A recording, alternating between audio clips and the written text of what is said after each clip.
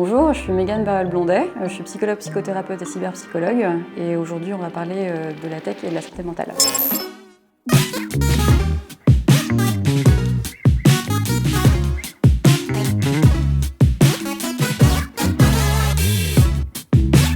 Sur cette édition du Web Today, j'ai pu participer à 2 tables rondes, une première sur les smartphones et les applications et une seconde sur la tech au service de la santé et plus particulièrement la santé mentale. Le premier sujet était à débat, c'est toujours un sujet très clivant en fait, la question du smartphone, de son utilisation et de son usage. Moi j'ai une posture en tant que psychologue que j'estime être pas technophile et pas technophobe, je me situe un peu entre les deux. Je trouve que c'est très intéressant de pouvoir questionner les effets du virtuel et des technologies sur l'homme, ses relations, les nouvelles formes de pathologies qui peuvent émerger ou trouver leur mode d'expression par la tech. Mais j'utilise aussi la tech en thérapie parce que je prends le jeu vidéo comme médiation thérapeutique, notamment avec des adolescents et des jeunes adultes. Pour ce qui est du jeu vidéo, au début, il ne s'agit pas forcément de proposer le jeu en fait d'emblée, parce qu'il y a certains parents qui peuvent être un petit peu réfractaires également ou ne pas comprendre cette intention, mais c'est avant tout d'en faire un objet déjà de dialogue, de retrouver du dialogue entre les différentes parties, enfants,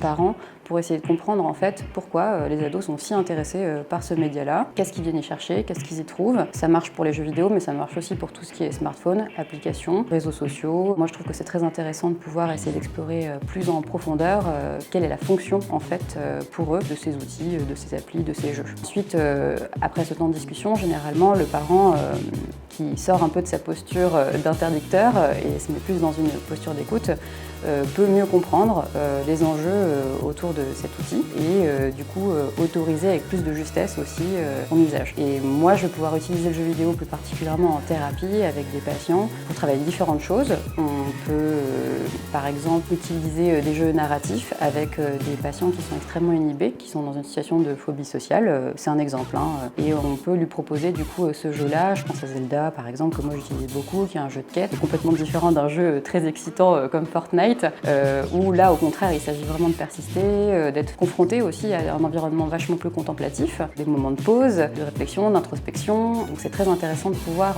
accompagner finalement le jeune dans cette quête et travailler avec lui son rapport à l'échec. Ça m'arrive d'utiliser aussi beaucoup les Sims.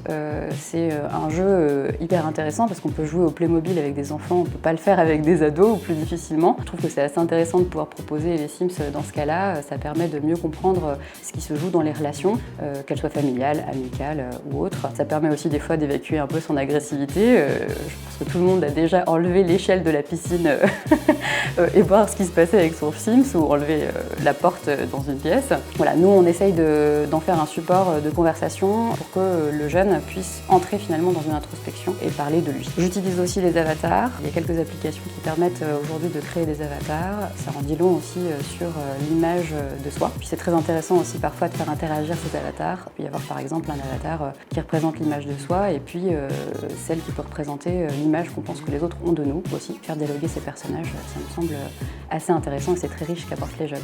Donc si vous souhaitez continuer à poursuivre les échanges autour du numérique et de la santé mentale, je suis joignable sur LinkedIn et puis on est en train du coup de monter aussi une école de cyberpsychologie qui sera la toute première école de cyberpsychologie clinique française, portée par Serge Tisseron, Frédéric Tordeau, Charlotte Labossière, Olivier Dury et Alexandre Saint-Gevin.